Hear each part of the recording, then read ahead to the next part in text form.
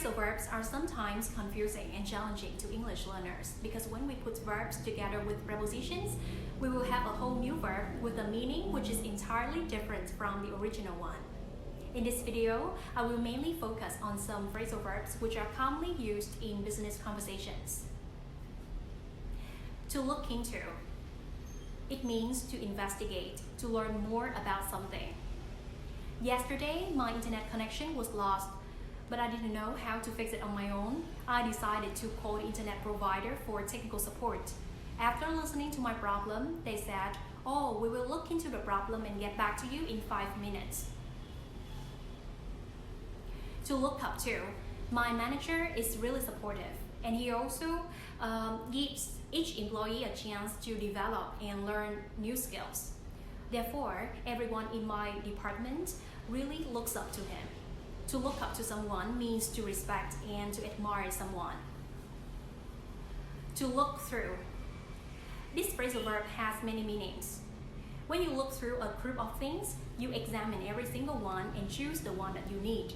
For example, the accounting department had to look through all of last month's receipts to find the one that they wanted. Besides, to look through also means to read something quickly. For example, before the presentation, I always look through my notes to make sure that I won't forget anything important. To call off something. That means to cancel something. The meeting with our client was called off because an emergency came up.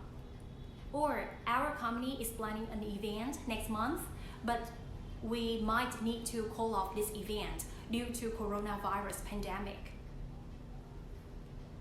To put off. This is a synonym of to postpone, but let me tell you the slight difference between these words.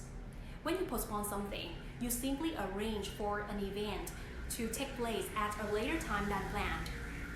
But when you put something off, it means you postpone something which is your priority. Although you should do it first, you find other things which are less important to do instead. To spell something out. A new intern has just joined in your company, but she found it difficult to fully understand the terms and conditions of the contracts. You are a senior and you spell these things out for her. That means you explain them to make them easier and more simple for her to understand. To zero in on something. Your company is facing a serious problem. To have the best solution, you should pinpoint the root of the problem. So to zero in on something means you are trying to know the primary reason. You are trying to find out the root of the problem. And the last phrasal verb we're gonna learn today, to think through. When you think a situation through, you consider it carefully and thoroughly. For example, the marketing team didn't think it through before launching the promotion campaign. Consequently, our competitor had a similar one, but better than ours. That's all for today. I hope that you can learn many useful phrasal verbs after this video. See you again.